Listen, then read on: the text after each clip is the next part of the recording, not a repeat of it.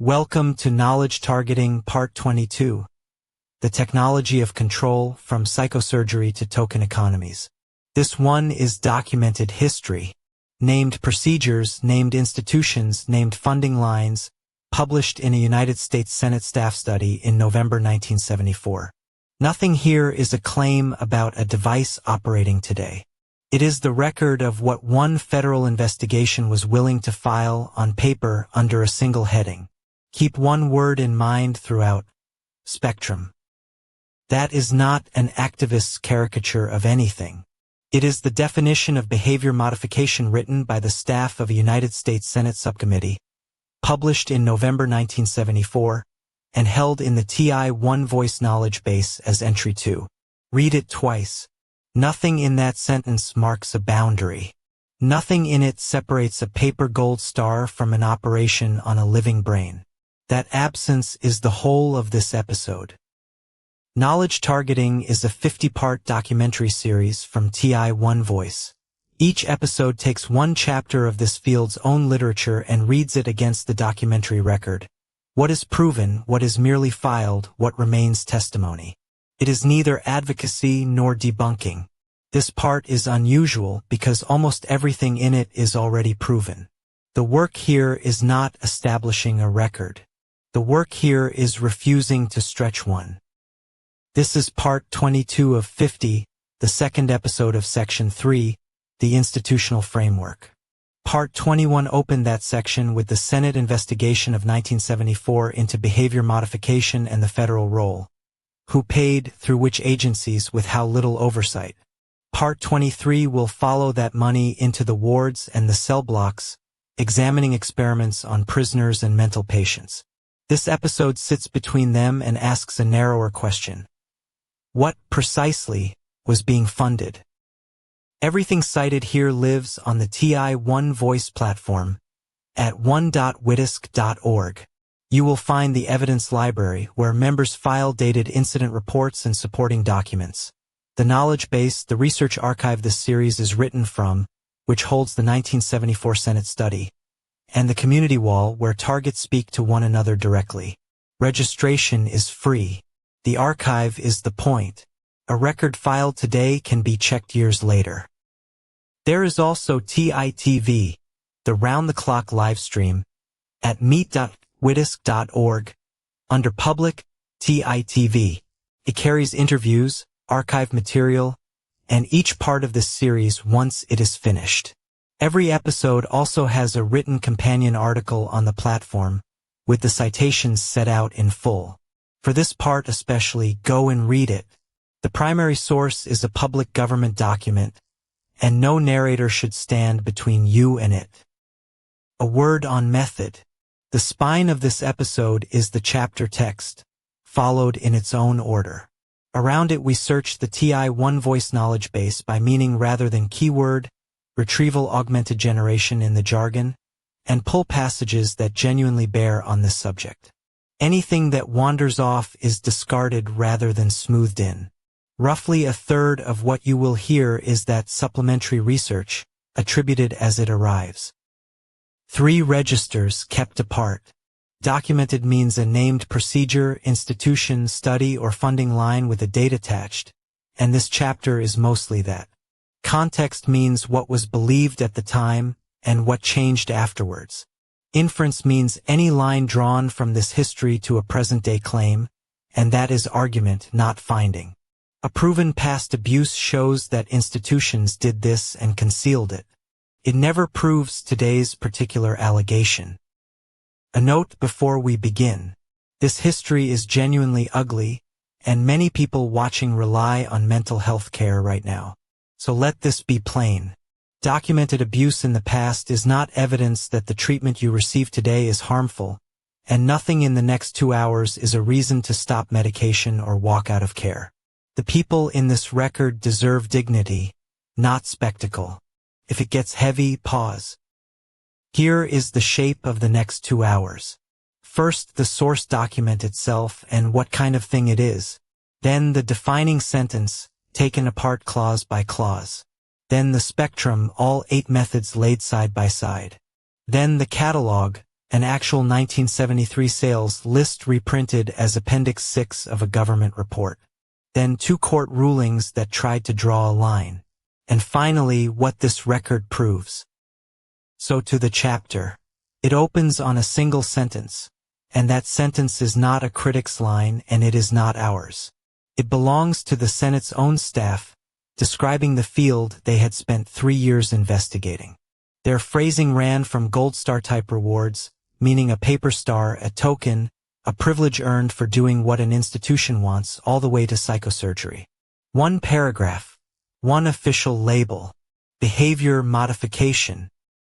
The document is cataloged in the knowledge base as Entry 2, Individual Rights and the Federal Role in Behavior Modification, a staff study prepared for the Subcommittee on Constitutional Rights of the Senate Judiciary Committee, chaired by Senator Sam Ervin of North Carolina, and published in November 1974.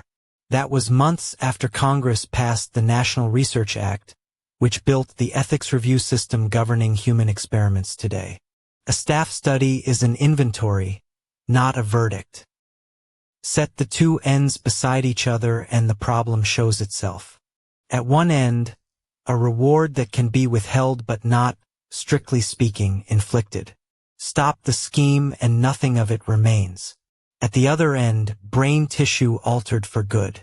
The staff filed both under 1 term, with nothing in the wording to separate them by intensity, by reversibility, or by whether the person could meaningfully refuse. That gap is this chapter's subject. This one study is the spine of a whole run of episodes. Part 21 used it to trace federal funding for behavior modification research. Part 23 will build on it to examine captive populations, prisoners and psychiatric patients, where consent was thinnest of all. Its appendices carry forward into Part 24, on the weaponization of psychiatry, and Part 25 on the Defense Department. 1 document, 5 episodes. Today we simply read its terms. Back to that definition because its construction is doing real work. Systematic application signals a method, not an accident. Somebody designed it, wrote the protocol, trained staff to follow the steps. Psychological and social principles signals genuine, peer-reviewed behavioral science. Desired changes raises the obvious question. Desired by whom? And 1 word sits inside scare quotes, flagged there by the subcommittee's own staff. That word is problematic and everything hinges on it. Take the clauses in turn. Method, deliberate and written down. Science, genuine and citable. Desire, which in almost every case in this record belongs to the institution rather than to the patient or the prisoner. And problematic in quotation marks because whoever runs the place decides what counts as a problem behavior. Talking back can qualify. Refusing to work can qualify. The staff saw that, marked it, and left it standing. The science underneath was not fringe. B.F. Skinner at Harvard had reshaped American psychology across 3 decades, and Joseph Wolpe, working first in South Africa and later at Temple University, gave clinicians conditioning techniques still used against phobia today.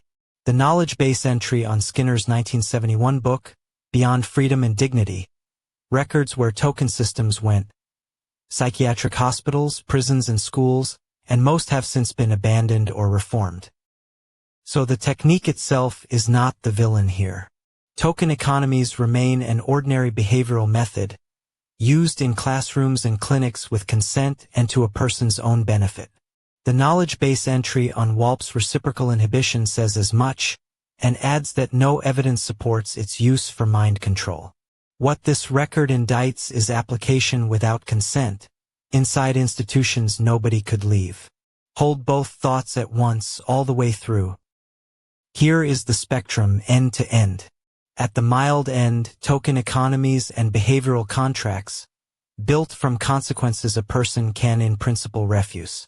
Then milieu therapy, reshaping an entire environment, and biofeedback, teaching someone to read their own body. Then the tone shifts. Drugs used to control conduct, aversive conditioning, electrical stimulation through implanted electrodes, and psychosurgery. 8 entries. 1 government document. 1 shared name for all of them. Notice what the far end does to the near end. Filed together, the mildest method borrows clinical authority, and the most invasive borrows the harmlessness of a gold star. A grant application reading behavior modification research could describe a reward study in a classroom or an experimental brain procedure, and a committee skimming might not tell which. That is the chapter's argument, not a finding. Next, we walk the spectrum properly from token to scalpel. 8 named methods, 1 government label. Before we walk that spectrum from its mildest end to its harshest, remember why the record exists at all. Chairman Sam Ervin's staff said 2 questions drove the entire 3-year investigation, and they are not rhetorical. Everything the study gathered, the token economies, the sales catalog, the psychosurgery literature, the court cases, was gathered as evidence for those 2 questions. Hold them in mind. They change how every section reads. The first question was narrow and practical. Were the human subjects of this research actually protected by adequate guidelines and genuine review? The second was constitutional and far larger. Did the federal government have any legitimate business funding programs that could alter the substance of individual freedom at all? Notice the second question does not ask whether the work was done well. It asks whether it should have been paid for. The Subcommittee on Constitutional Rights was not compiling a technology catalog for its own sake. It was building a record precise enough that Congress could see exactly how far behavior modification already reached, method by named method, before deciding whether any of it belonged inside a federally funded system with adequate supervision.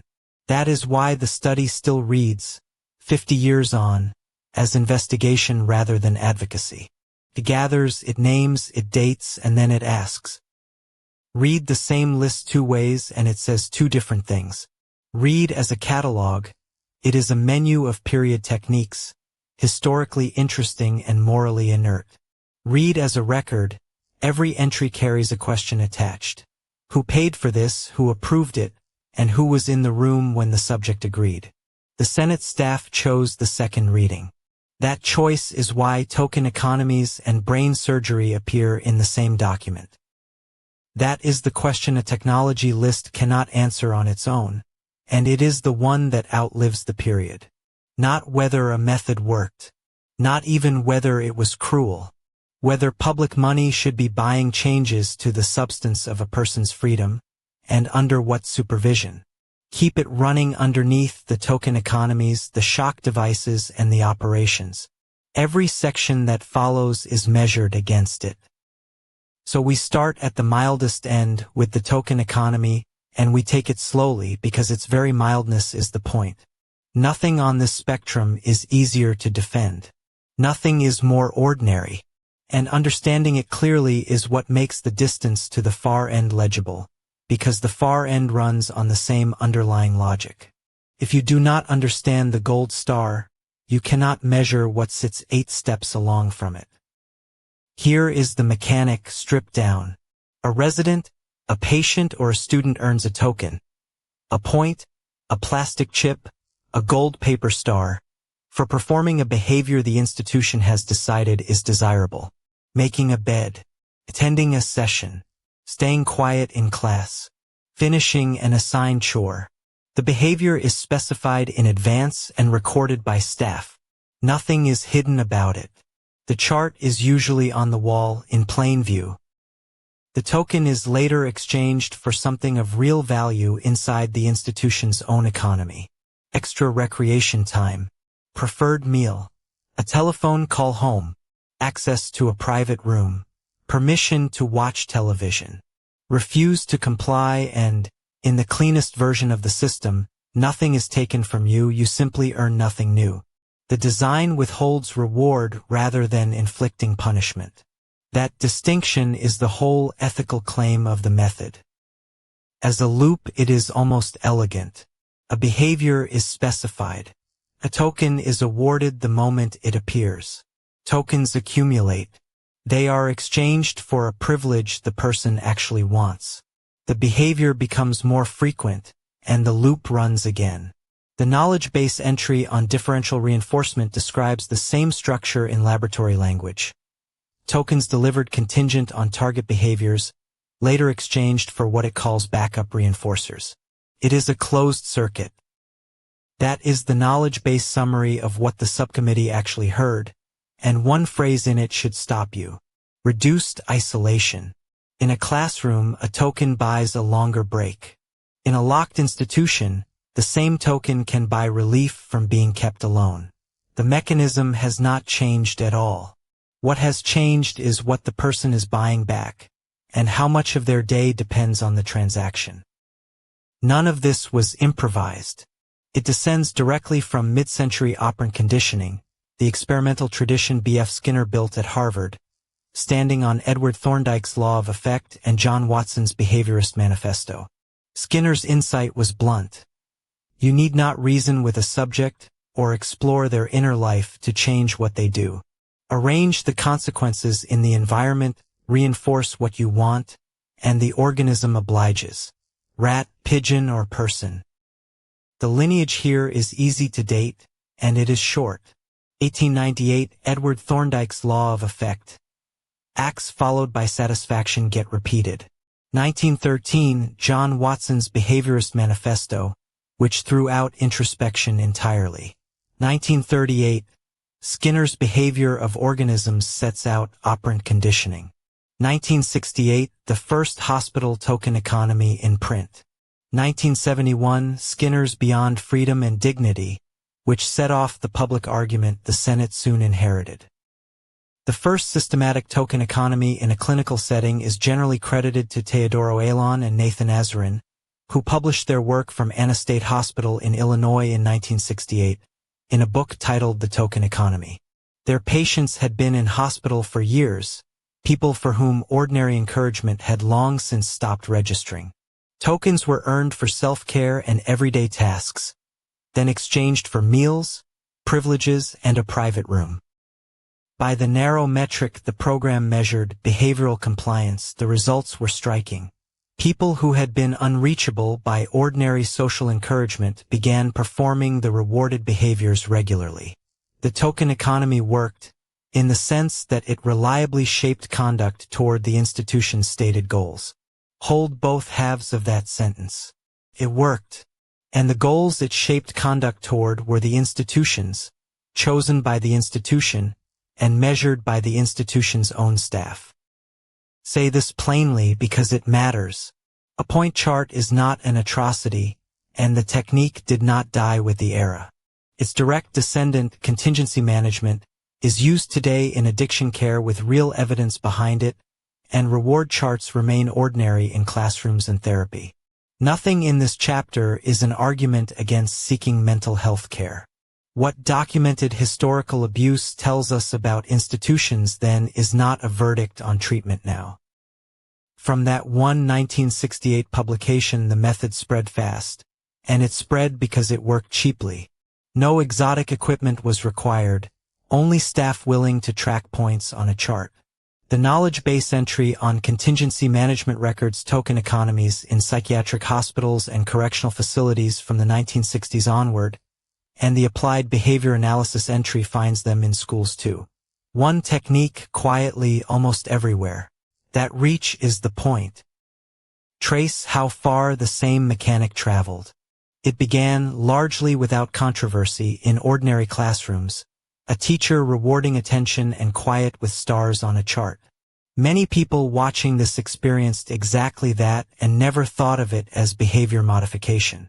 But the logic is identical. The star is a conditioned reinforcer, earned for a specified act and later exchangeable for a privilege, precisely as a laboratory pigeon earned a food pellet for pecking a lit disc. Scaled into a locked setting, the same points buy different things.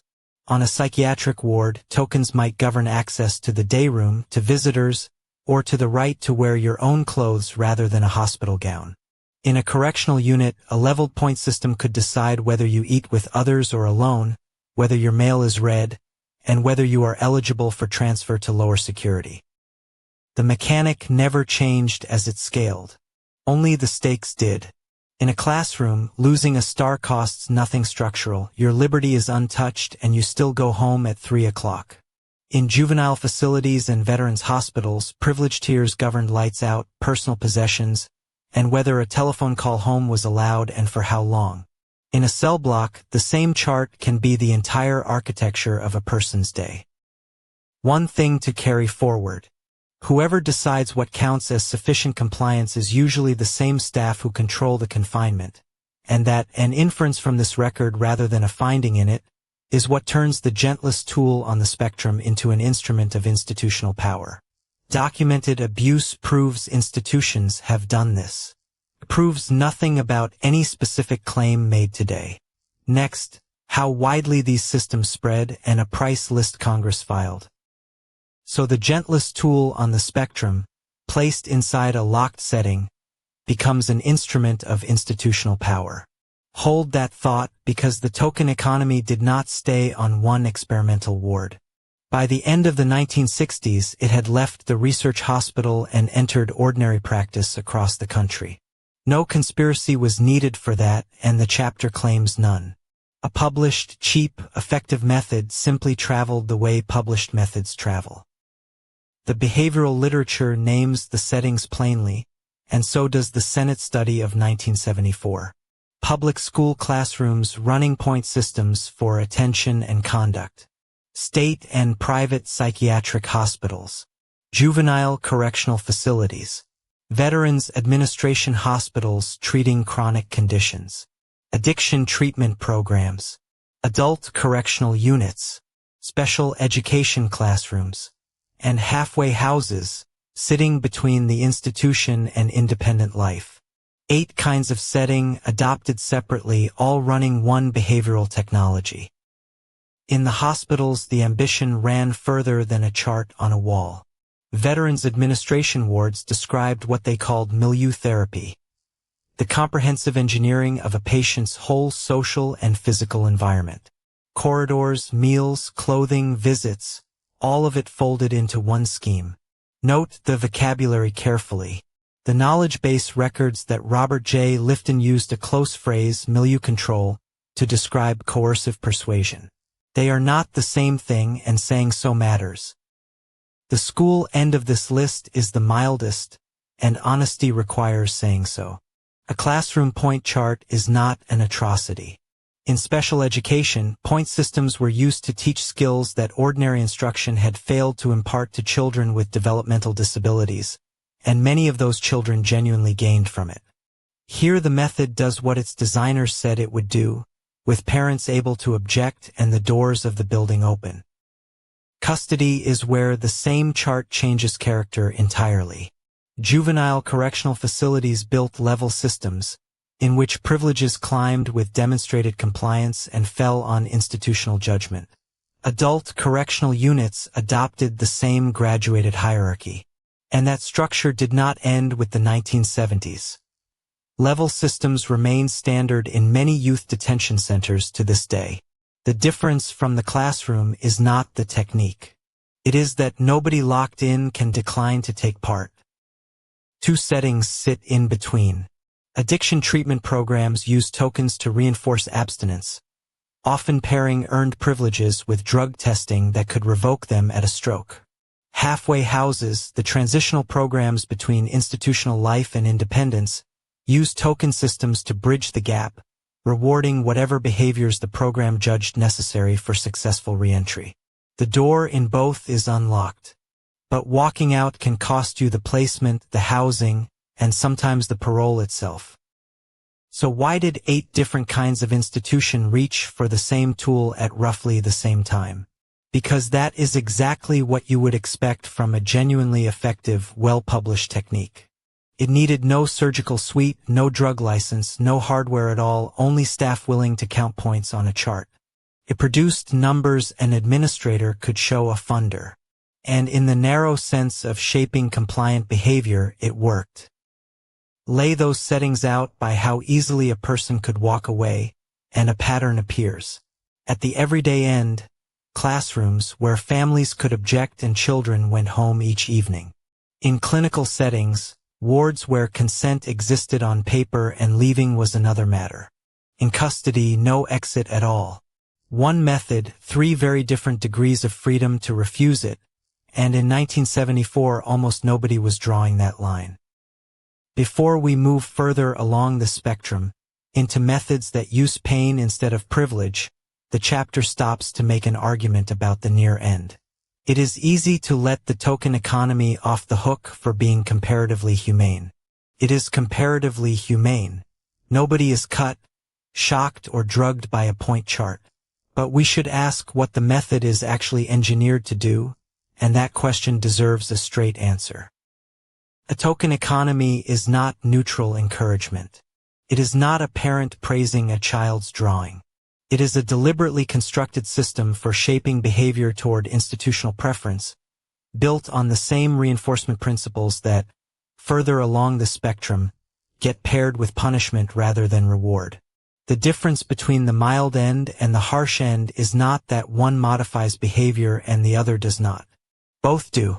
Both were designed to. The real differences are two, and they are worth naming precisely. First, the currency. At the near end, it is privilege earned. At the far end, it is discomfort inflicted. Second, reversibility. A chart on a wall can be taken down tomorrow. A lesion in the brain cannot.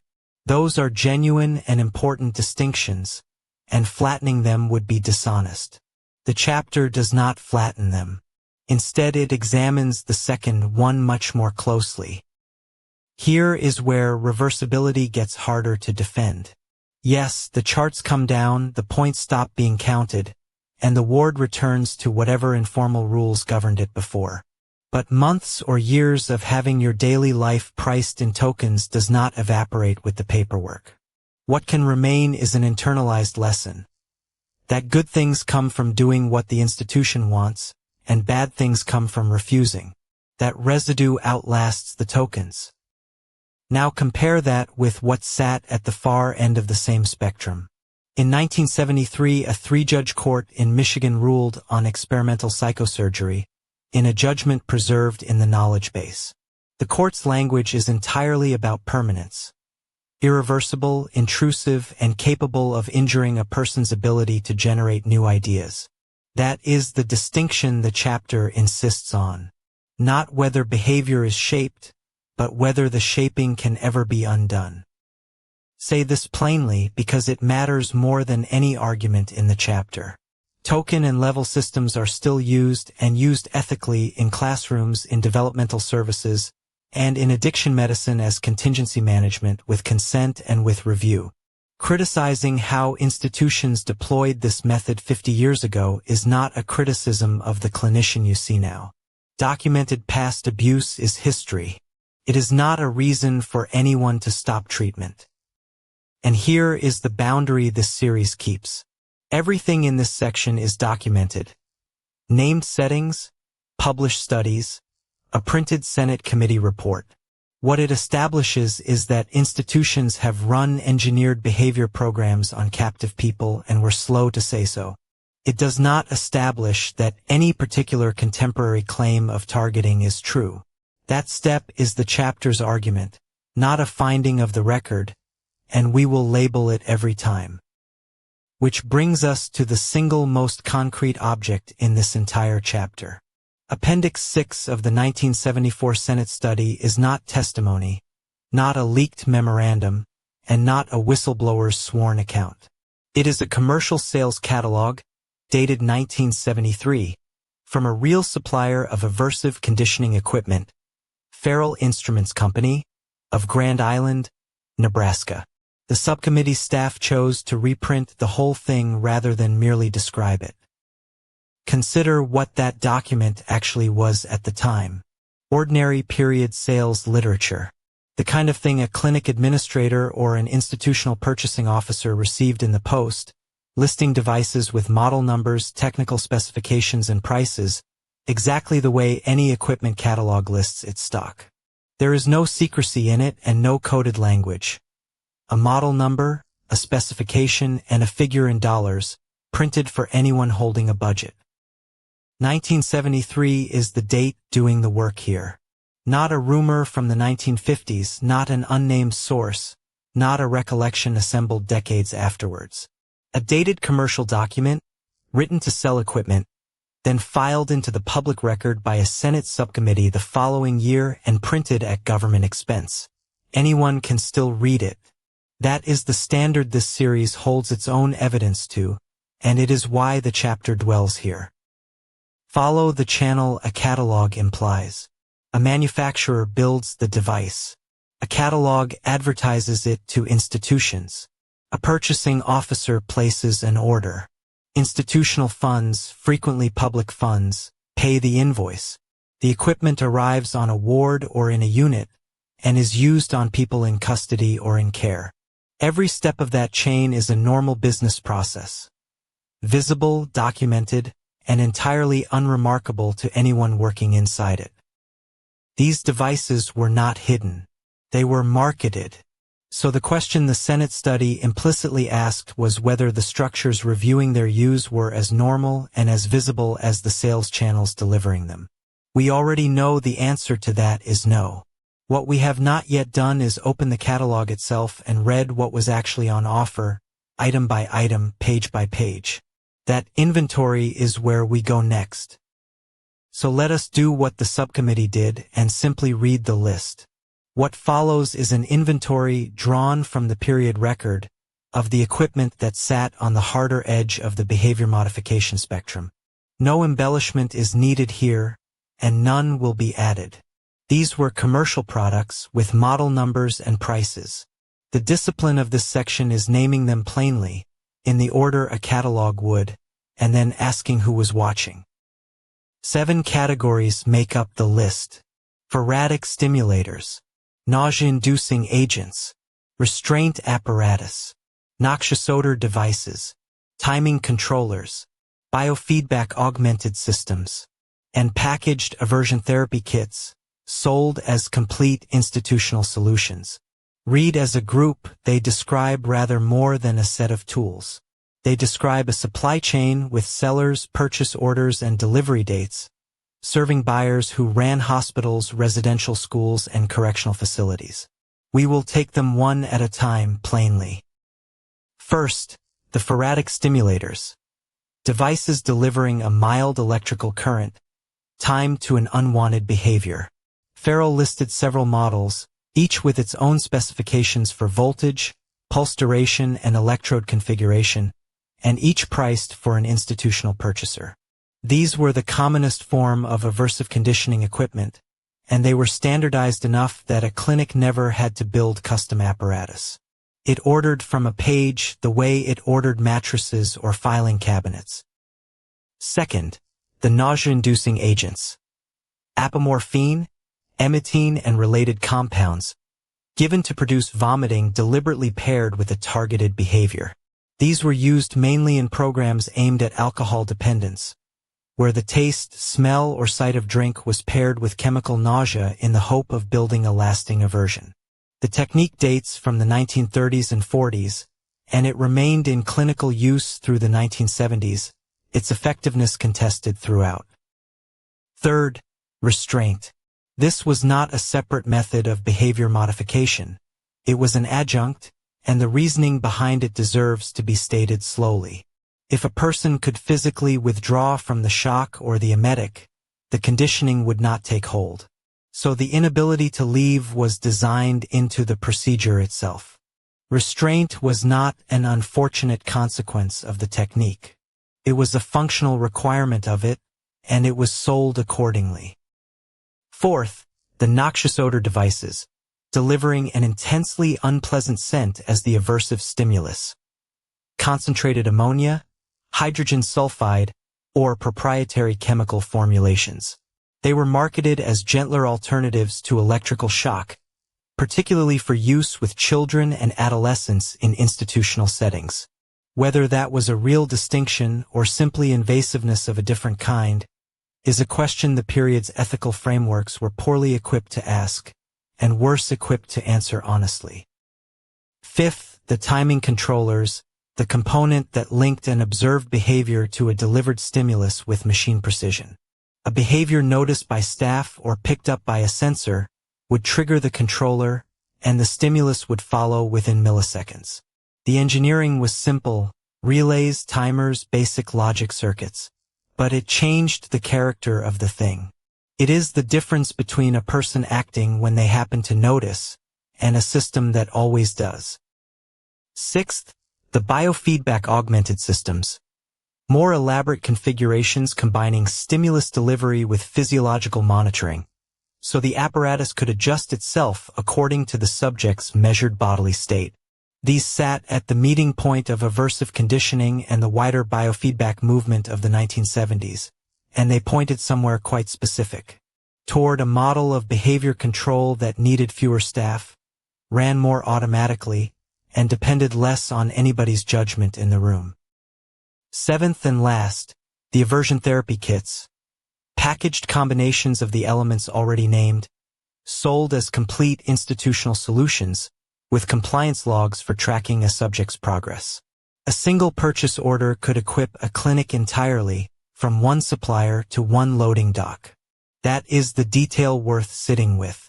Behavior control arrived at these institutions not as a conspiracy but as freight, with an invoice attached and somebody's signature at the receiving door. None of this is speculative. It is the documented equipment landscape of institutional behavior control programs in the early 1970s, cataloged by a real supplier and reprinted by the United States Senate.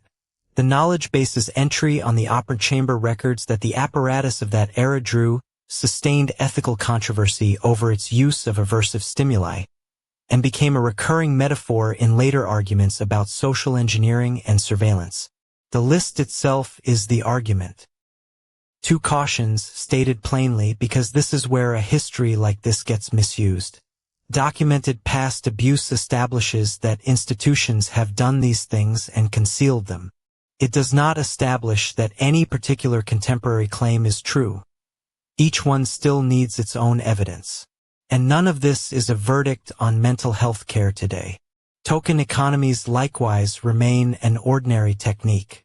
What the record indicts is coercive institutional use, not the method. Sitting alongside the equipment catalog in the subcommittee's appendices is a document of an entirely different kind. Not a price list, not sworn testimony, but an academic article, and one whose title, read in full, tells you almost everything you need. 1972. Two authors, a peer-reviewed criminology journal, and an argument that the tools of electronic observation, then shrinking and getting cheaper by the year, might be turned on people living outside prison walls. The authors were Barton L.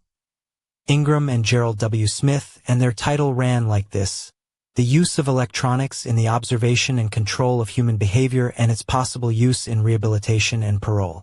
Observation and control, joined in one proposal rather than treated as separate concerns. It appeared in Issues in Criminology, a peer-reviewed journal associated with the School of Criminology at the University of California, Berkeley. The venue matters. This was mainstream scholarship. What they proposed was electronic monitoring that would extend supervision beyond the walls, letting a parole officer track someone living in the community and, in some versions of the argument, intervene in their behavior at a distance. It reflected a real conversation among criminologists and correctional administrators at the time. But note carefully what it was. A proposal argued in an academic register, not a deployed system. Nobody was wearing this in 1972. The authors framed it explicitly as an extension of the logic already running inside institutions. Observe the behavior. Reinforce the kind you want. Suppress the kind you don't. And now do all of that at a distance. That is why the article matters historically. It is among the earliest documents in the federal record to argue that electronics could do remotely what the token economy and the aversive device did on a ward. The article did not vanish into a library. The knowledge base holds a bibliography, compiled by the Swedish author Robert Naslund, that lists the Ingram and Smith paper of 1972 among its sources, alongside a New York Times piece from 1967 headlined Push Button People. A separate knowledge base bibliography records a 1973 volume called Psychotechnology, on the electronic control of mind and behavior. The idea had a literature. 3 registers, and they must never be confused. What is documented? The article exists, dated, its journal named, reprinted in a Senate appendix. What is context? Many of its readers genuinely thought electronic supervision a humane alternative to a cell, and said so in print. What is inference? Any line drawn from this page to a present-day claim of remote targeting. That third one is this chapter's argument. It is not a finding of the record. Here the evidence runs out, and it matters to say exactly where.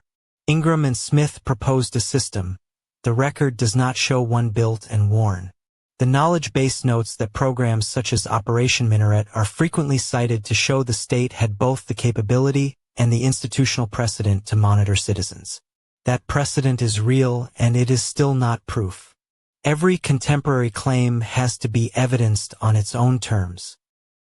Set against a longer clock, the 1972 proposal is a middle point rather than a beginning.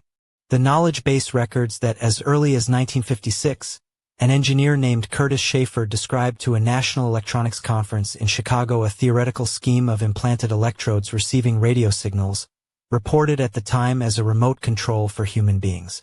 16 years later, the same idea returned wearing academic clothes, footnoted and peer-reviewed. That is the harder edge of the spectrum, inventoried and dated. But every device on that list rested on an older assumption. That behavior can be corrected by acting directly on the body, and that a clinician may decide when to do it. To see where that assumption came from, we have to go back further than any catalog, to a hospital in Lisbon in 1935, and to a surgery that won a Nobel Prize. The 1972 electronics proposal imagined control exercised at a distance. Now the spectrum turns toward its far end, where control was neither electronic nor reversible. To understand why the word psychosurgery landed the way it did in 1973, we have to go back nearly 4 decades. The Senate subcommittee was not investigating a novel idea. It was investigating the latest form of something already done to tens of thousands of people. The modern era begins in Lisbon, in 1935. The Portuguese neurologist Antonio Egas Moniz performed the first prefrontal leucotomy. Holes drilled through the skull, and the white matter connections between the prefrontal cortex and the rest of the brain deliberately severed. He was not removing anything visibly diseased. He was interrupting a circuit he believed carried the illness, on a theory about where fixed pathological patterns of thought were supposed to live. Moniz's theory was simple, and for its moment it was not absurd. Severe anxiety and agitation, he argued, arose from fixed circuits of neuronal activity in the frontal lobes. Interrupt the circuit physically and the symptom would ease, even if nobody could say what caused it. Notice the shape of that argument. The cause stays unknown, the mechanism stays unproven, and the intervention proceeds anyway, justified by the change it produces in behavior. In 1949, Moniz received the Nobel Prize in Physiology or Medicine for this work. Read backwards from where we now stand, that prize functions as a measurement. It measures how differently the mid-century medical establishment thought about the ethics of brain surgery for psychiatric conditions, about how well such procedures actually worked, and about whether what was done to a person could ever be undone. The prize has never been rescinded. The technique crossed the Atlantic quickly. In 1936, at George Washington University Hospital, the neurologist Walter Freeman and the neurosurgeon James Watts performed the first American prefrontal lobotomy. For its first decade it remained what Moniz had made it, a specialized operation requiring a neurosurgeon, an operating theater, general anesthesia. It was rare because it was difficult. What changed this history was not a discovery about the brain. It was a change in method. In 1946, Freeman developed what he called the transorbital technique. An instrument called a leucotome was passed through the thin bone above the eye and swept sideways to sever the frontal connections. No operating theater. No neurosurgeon. 15 minutes. Local anesthetic. A doctor's office. Watts, his own surgical partner, broke with him over it. This was not medical progress. It was industrialization, a difficult operation made repeatable at scale.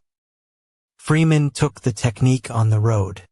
He drove between state hospitals across the country, performing the operation in wards and offices, sometimes dozens in a single day, before audiences of psychiatrists and hospital administrators. These were demonstrations as much as treatments. The setting matters to this chapter's argument. The procedure spread fastest not through peer review or controlled trial, but through crowded public institutions whose patients had the least capacity to refuse. Between 1936 and the middle of the 1950s, an estimated 40 to 50,000 people in the United States underwent some form of lobotomy. That is an estimate, not a register. The record-keeping was never built to give an exact figure. But the order of magnitude is not disputed. This was mainstream psychiatry, not a fringe. That it happened proves institutions can do such things. Proves nothing about any particular claim made today. Who received it tells you what it was for. Children as young as 4. Elderly patients with dementia. People institutionalized for decades with schizophrenia. Depressed patients who had responded to nothing else. And, as later critics documented, patients whose principal problem was that they were difficult for the institution's staff to manage. That last category is the one this chapter asks you to hold on to, because it recurs in every section of this episode. The operation could not be undone. Brain tissue severed by the leucotome does not regenerate. Mortality varied by technique and by surgeon, running somewhere between roughly 1 and 10%. Those who survived were often left with flattened emotion, reduced initiative and impaired judgment, and families described a person fundamentally changed. We will not dwell on the details of that harm. The point here is structural, a permanent alteration applied on an untested theory. The best-known case is Rosemary Kennedy, sister of the future president. In 1941, at the age of 23, she underwent a prefrontal lobotomy. She was left permanently incapacitated, unable to speak or to care for herself, and lived in institutional care for the remaining 63 years of her life. Her family made that history public decades afterwards. She is named here for the reason the record names her, and with respect. Some patients did improve by the measure the institution used. They were quieter, more compliant, less agitated. Whether they were better in any sense that mattered to the patient rather than to the ward was a different question entirely, and the outcome studies of the period were simply not designed to answer it. That gap between institutional manageability and human benefit is the thread running through this whole episode, from token economies to the operating table. Set out in order, the arc takes 17 years to run from first procedure to Nobel Prize, and only 3 more before the thing that displaced it arrived. That compression matters. A technique can become standard practice, win the highest honor in medicine, and then be quietly abandoned inside a single professional lifetime, without anybody being held to account, and without the people it was performed on ever being asked what they thought. What ended it was not, in the first instance, ethics. It was pharmacology. Chlorpromazine, marketed as Thorazine, reached psychiatry in 1952 and offered a chemical alternative that reduced agitation and psychosis in many patients without cutting anything. A drug can be stopped. A lesion cannot. That single difference did more to end lobotomy than any argument about consent, which tells you something uncomfortable about how the profession corrected itself. 2 other forces pushed in the same direction. The profession's intellectual center of gravity moved toward psychoanalytic and humanistic approaches, away from the biological reductionism that had made lobotomy thinkable at all. and the operation's human cost began reaching the public through books and journalism. The knowledge base entry on psychosurgery calls the field one of psychiatry's most desperate therapeutic gambles, a judgment made with the full benefit of everything that came afterwards. Two publications did particular damage. In 1950, the British psychiatrist Maurice Partridge published Prefrontal Leucotomy, a follow-up study whose findings undercut the procedure's claims. The next year, the American journalist Lucy Freeman published an expose titled The Bitter End in Collier's magazine, carrying the human cost to a mass readership. Neither author was a regulator. There was no regulator. Reform arrived through a drug, a follow-up study, and a magazine article. One thing must be said plainly, because this history is easy to misuse. That these things were done is documented. It does not follow that psychiatry today is a weapon, or that the care available to you now is dangerous. The safeguards that exist, informed consent in law, ethics review boards, the right to refuse treatment, exist precisely because of this record. If you need help, nothing here is a reason to avoid it. That is why the word psychosurgery was not a neutral clinical term in 1973. It arrived trailing tens of thousands of procedures, performed with instruments that looked more like hardware store tools than surgical scalpels, on patients who in many documented cases gave nothing resembling informed consent, and often no consent at all. When the subcommittee placed psychosurgery at the extreme end of its spectrum, it was exercising institutional memory, not imagining a danger. Which brings us to the two men who set out to rehabilitate the word. Vernon Mark was a neurosurgeon at Harvard Medical School and director of neurosurgery at Boston City Hospital. Frank Irvin was a Harvard psychiatrist affiliated with Massachusetts General Hospital. In 1970, Harper and Rowe published their book, Violence and the Brain. It appears by name in Appendix 6 of the subcommittee's 1974 study, among the psychosurgery literature judged relevant.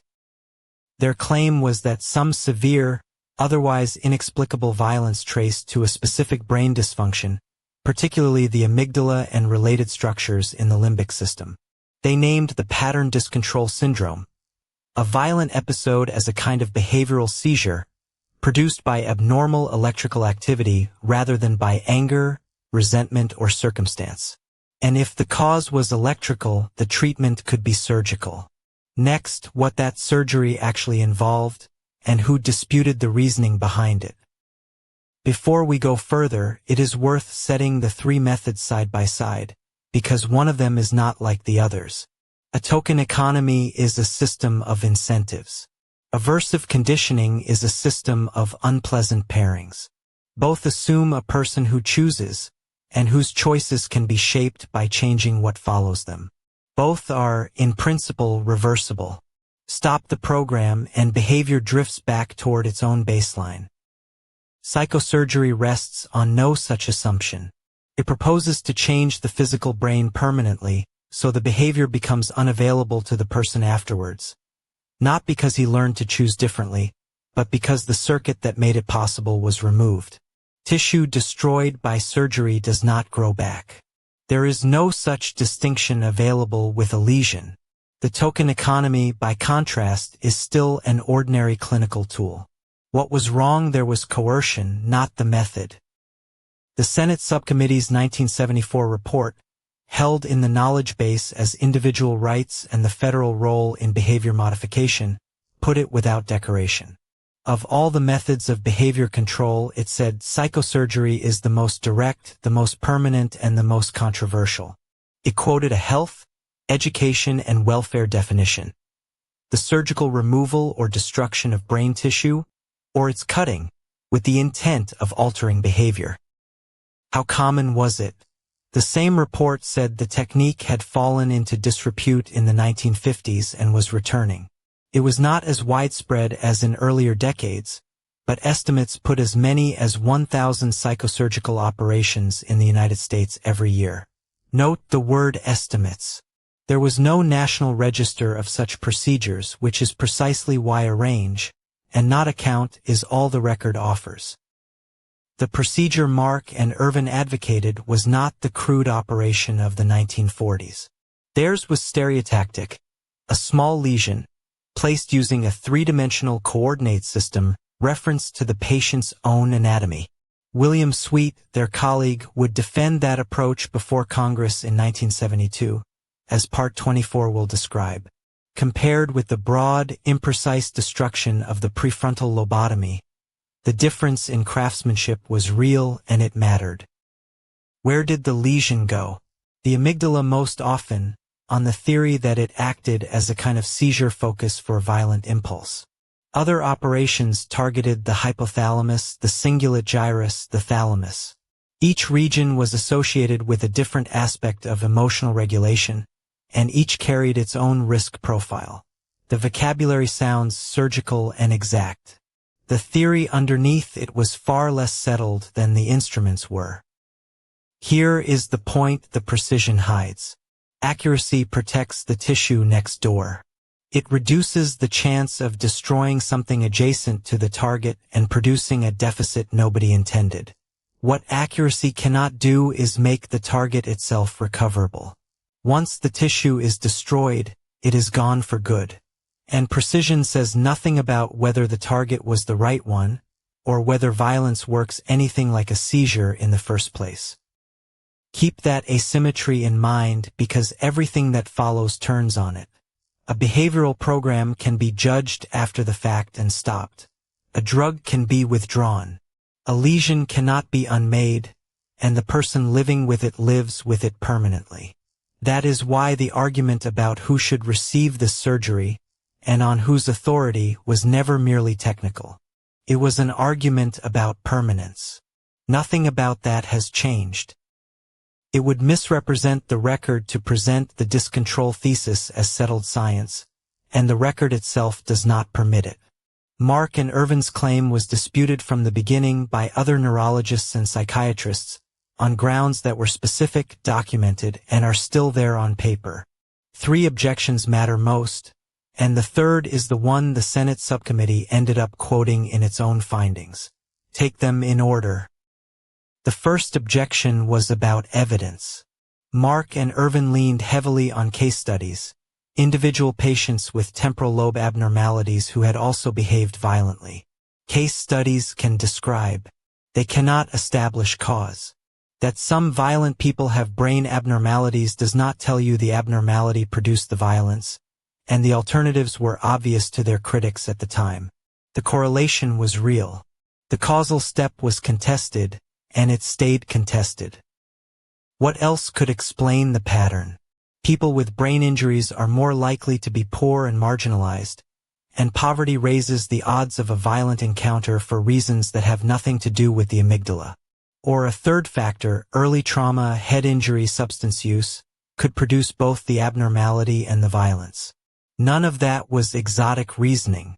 It was ordinary epidemiology, and it was raised at the time. The second objection went to the concept itself. Discontrol syndrome assumed a clean line between organic violence and social violence, and that line has never been validated. Human violence is almost never purely one or the other. It comes out of an interaction. Biological predisposition, personal history, and the situation a person is standing in. 50 years of criminology, neuroscience, and aggression research have not carved that interaction into a surgical half and a social half. The third objection was the one with teeth. In 1970, no accepted biological marker for dangerousness existed. None exists today. Predicting which particular person will commit a violent act, from a brain scan or any other biological test, has resisted solution for the entire half-century since. The subcommittee wrote it plainly in its findings, and the phrase has aged well. The prediction of dangerousness is notoriously unreliable. That single sentence carries the whole argument. Follow what that means arithmetically. The case for operating assumes the right individuals can be identified in advance. If the identification is unreliable, and the subcommittee said it was, then some number of people who would never have hurt anyone undergo irreversible brain surgery on the strength of a wrong prediction. Every screening system produces false positives. Most of them can be corrected later. This one cannot. It is the arithmetic of the method itself. Say the honest part now. What followed this debate was reform, not vindication of the surgery. The National Commission's 1977 report did not ban psychosurgery. It required voluntary informed consent, independent review by institutional boards, and forbade its use to modify behavior or suppress dissent. That framework fed into the Belmont Report and the Common Rule. Documented abuse in this history is not a reason to avoid mental health care today. Now the third thing, and it is not medical at all. This proposal arrived at a particular moment. What's burned in 1965? Newark and Detroit rose in 1967. In April 1968, after Martin Luther King Jr. was assassinated, disturbances swept dozens of cities. The National Guard was deployed on American streets, and officials at every level were reaching for an explanation they could act on. Violence and the Brain was published 2 years later. Consider what a biological explanation offered such officials. If urban violence came from a malfunction in a specific brain region, then the problem sat inside the rioters and not in the conditions they lived under. It did not implicate segregation or poverty or policing or any of the social causes a growing body of research was identifying. The solution would be surgical rather than political. That is a comfortable thing to be told. Be fair to the two men here because the record requires it. Mark and Irvin did not advance that argument. They were careful to separate their clinical population, individual patients with episodic, repeated violence, from the collective political violence of an uprising. The charge is not that they proposed operating on rioters. It is that the climate in which their book was received made a surgical answer sound reasonable to people who wanted one. And then the money. As Part 21 set out, federal funding for violence research was moving toward biological and medical approaches at exactly the moment support for social science and community programs was being cut. The subcommittee identified that shift and said what it meant. Proposals like this one became more attractive to grant makers than they would have been in a different budget year. Funding decides which end of the spectrum gets built. One boundary before we go on. All of this is documented. Named practitioners, published books, congressional findings, funding lines. It establishes that institutions did these things and were slow to disclose them. It does not establish that any particular claim made today is true. That inference has to be earned separately, case by case. Next, what the subcommittee did with the far end of this spectrum, and with the people it was aimed at. Psychosurgery sat at the far end of the spectrum. Rare, irreversible, and in the end indefensible. But the subcommittee's problem was never only the extreme case. It was the ordinary instrument that could be quietly turned into an instrument of control.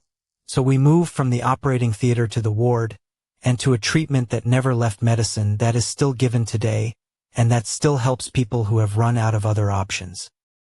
Electroconvulsive therapy was developed in the 1930s by the Italian neurologist Ugo Cerletti.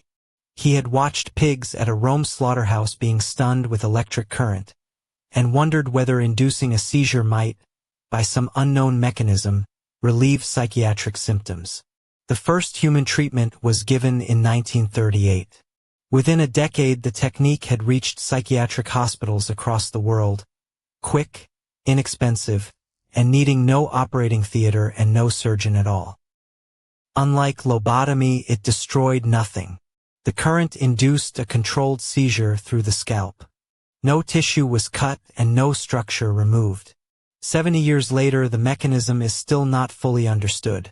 The best evidence points to changes in neurotransmitter function and in neural connectivity rather than permanent damage. That distinction matters here, because the case against punitive use does not rest on the treatment being worthless. Plainly is not worthless. The difference between the procedure then and the procedure now is not a small one. Before general anesthesia and muscle relaxants became standard, The patient experienced a full seizure, convulsing hard enough to risk fractures, usually with memory loss around the treatment itself.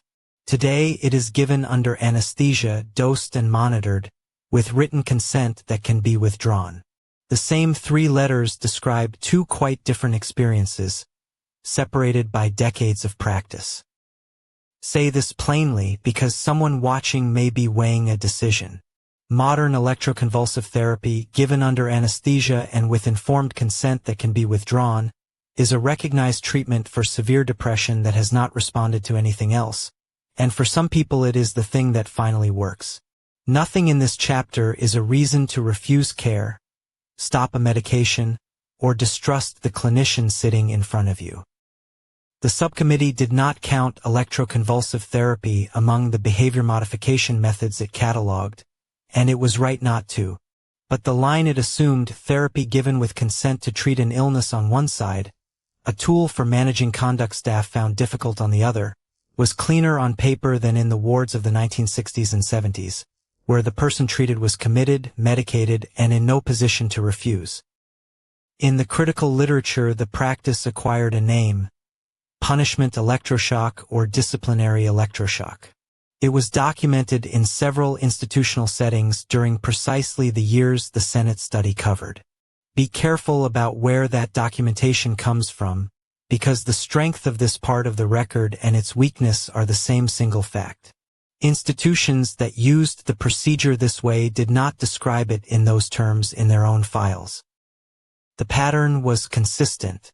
A patient who refused to get out of bed, refused oral medication, argued with staff, or tried to walk off the ward might find their treatment plan revised to include electroshock, with the timing and frequency of treatments tracking incidents of noncompliance rather than any independent clinical indication. From outside, treating agitation and punishing defiance looked identical, because one procedure could honestly be written up either way. Why did this survive scrutiny for so long? Because every element of it was deniable. The procedure was legitimate medicine. The paperwork was clinical. The witnesses were people whose credibility the institution had already classified as impaired. And the single document that would have settled the question, an order recording that a treatment was given as a consequence for behavior, was the one document nobody involved had any reason to write. The legal answer came through the same wave of litigation that produced the Kamowitz and Wyatt rulings examined earlier in this chapter. In 1973, a Michigan court held that a man held indefinitely could not give free consent to experimental psychosurgery. The reasoning was not really about surgery at all. It was about confinement, and courts applying it reached the punitive use of electroshock by exactly the same road. Set the dates side by side and you can watch the ground move. 1938, the first human treatment. 1972, minimum standards imposed on Alabama's institutions. 1973, Kamowitz. 1974, the National Research Act creates a national commission, and the subcommittee publishes its study. 1977, that commission reports on psychosurgery. 5 years in which consent stopped being a formality on an admission form and became a legal question with teeth. What changed was real, and it was narrow. Consent had to be written, witnessed, and revocable. Review committees stood between a proposal and a patient. Being committed stopped counting as blanket agreement to whatever followed. What changed more slowly was the ward-level reality that had produced the abuse. Understaffing, unreviewed discretion, and a population whose objections could always be read as symptoms. Rules reached the filing cabinet faster than they reached the corridor. The subcommittee built its record out of paper. Program descriptions, grant applications, agency circulars, budget lines. That method has a great strength. Documents cannot be argued away later, and a blind spot that no amount of diligence removes. Institutional documents describe institutions. The people inside them appear as categories, counts, and case numbers. To learn what the wards were actually like, you have to go outside the file to the people who lived in them. That other record exists. It is built from memoirs, from former patient organizations, from investigative journalism, and from testimony that began surfacing in the 1970s as the mental health reform movement gathered force. One account, published under the name Janet Gotkin, describes a Midwestern state hospital in the late 60s where treatment was given by whichever staff were on duty, and where a patient's dread of the procedure was heard as further proof of illness. 5 words, and the door quietly closes. Fear of the treatment becomes evidence for the treatment. There is no answer the patient can give that is not absorbed by the diagnosis. Agreement shows insight, refusal shows illness, distress shows severity. That is the same structure the Kamowitz court would later describe in legal language. A confined person's protest against their treatment is always available for reinterpretation as the reason they are confined. Drawn as a loop, it is easier to see, and I want to be exact about what this is. It is not a finding in the Senate record. It is this chapter's analysis of a structure that patients, lawyers, and historians describe from different directions. Objection recorded as symptom, symptom justifying treatment, treatment increasing distress, distress producing further objection. The loop closes, and nobody standing inside it has any ground left to argue from. Leonard Roy Frank was committed to a California hospital in 1962. Over his confinement, he received more than 80 electroshock treatments and some 50 insulin coma treatments. He spent the rest of his life putting that on the record, editing the 1978 anthology The History of Shock Treatment, and helping build the psychiatric survivor movement, the network of former patients who organized, from the 70s onward, for alternatives to coercive care. Hold these accounts to an honest standard. They are testimony, not data.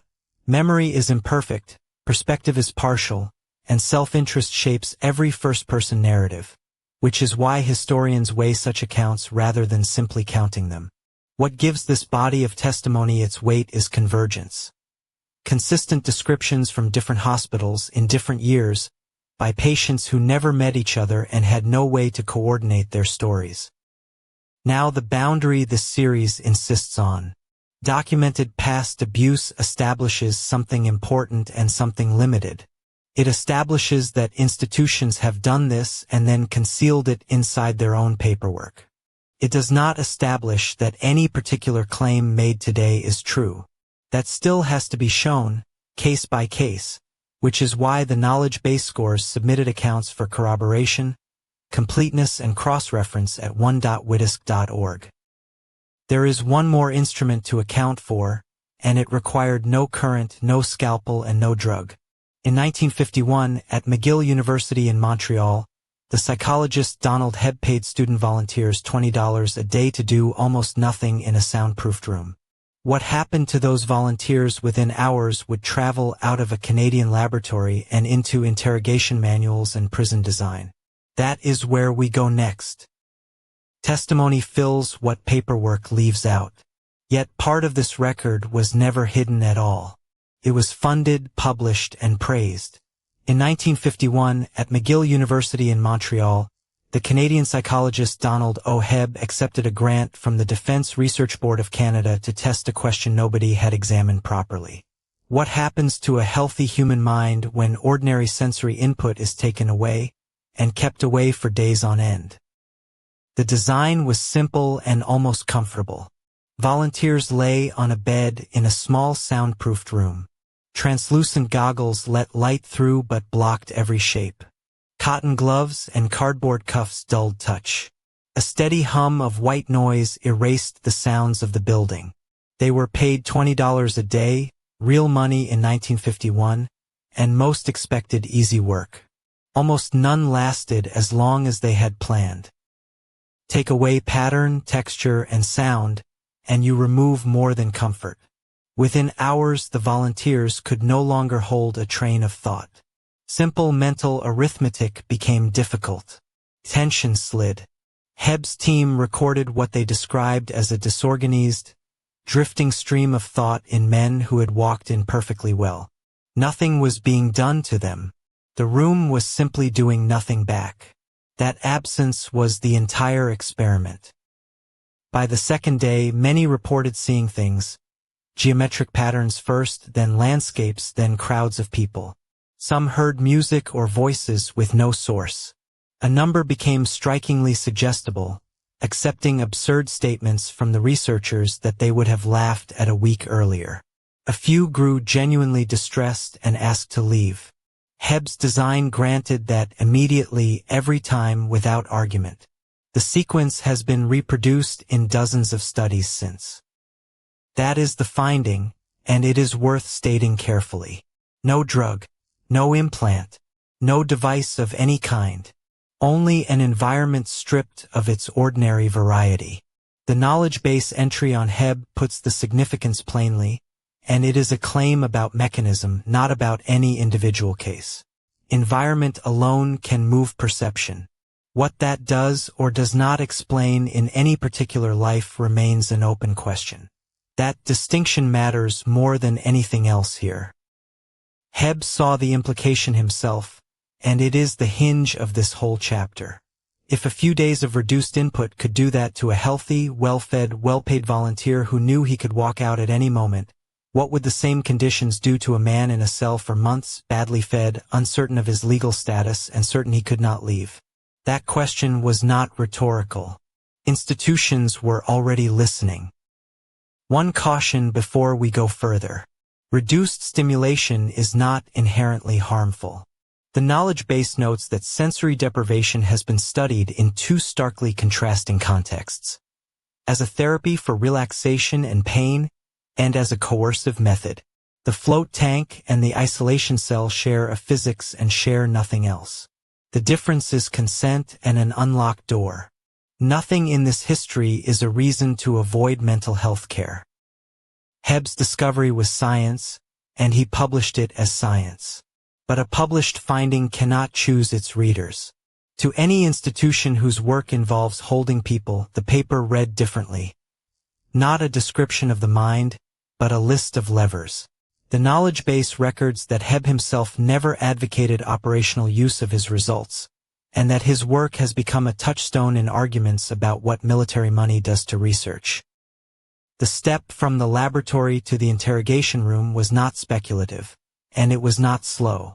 By the middle of the 1950s, the Central Intelligence Agency was funding sensory deprivation research as a possible interrogation method, inside the wider behavior control effort later exposed as MKUltra. The logic was blunt. If isolation made people confused and suggestible, it might lower resistance to questioning, or make planted suggestions easier to accept. This series returns to that program later. The clearest public account of how this works came from the American researcher Albert D. Biederman, who studied United States prisoners of war held by Chinese and North Korean forces during the Korean War. Biederman described a coercive interrogation model built from 3 ingredients, none of them technological. He called them debility, dependency, and dread. Add enough time, and the 3 together do work that no instrument could do. His chart of coercion is still widely reproduced. Sensory deprivation served 2 of Biederman's 3 at once. It weakened thinking, which made organized resistance harder, and it turned ordinary stimulation into currency. A conversation, a walk outside, a hot meal. Each became something the interrogator could grant or withhold. That is the token economy again in a darker room. The reward is no longer a plastic chip. It is the restoration of the world itself. The mechanism is identical. Only the stakes have changed. The word that carried all of this into American life arrived in 1950. The journalist Edward Hunter coined brainwashing, translating a Chinese phrase, xinao, which literally means wash brain. It sounded like sorcery. Biederman's analysis said otherwise. What the Chinese and Korean interrogators did was systematic rather than mysterious. Isolate the man, strip his sensory and social world, make every comfort conditional, and hold the pressure for months. There was no secret ingredient. There was only method. The methods traveled. A Physicians for Human Rights report in the knowledge base traces isolation practice back through Soviet interrogation doctrine, and notes that American prisoners held in solitary by Chinese forces suffered lasting anxiety and suspicion.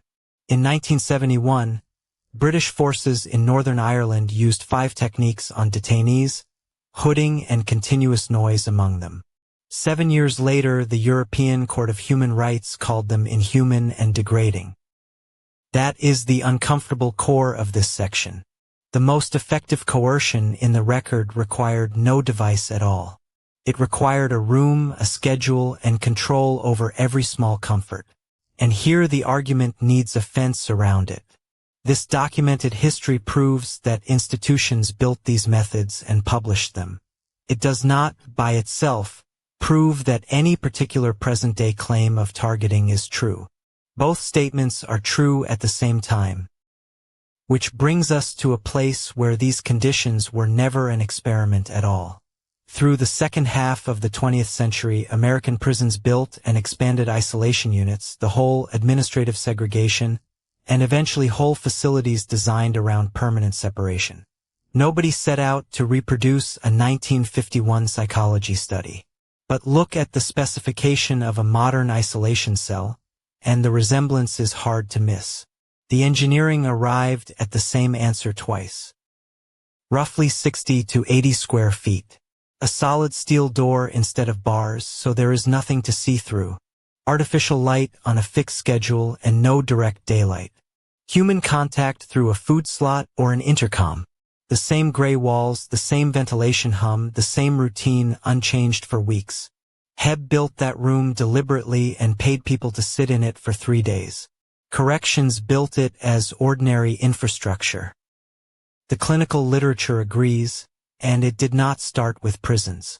Dr. Stuart Gracian, whose work sits in the knowledge base, points out that the same worry has attached to intensive care patients, to patients immobilized in traction, and to people who lose their hearing or sight. The harm follows the conditions, not the character of the person inside them. That makes the effect predictable rather than personal. It is a fact about rooms, not about weakness. There is now an international line, and it is drawn at 15 days.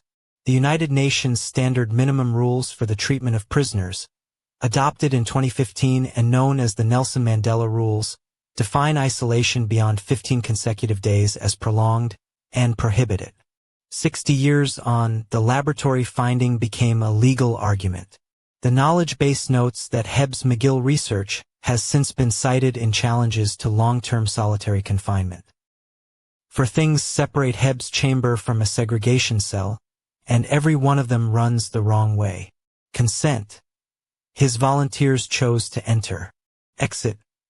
They left when they asked. Screening.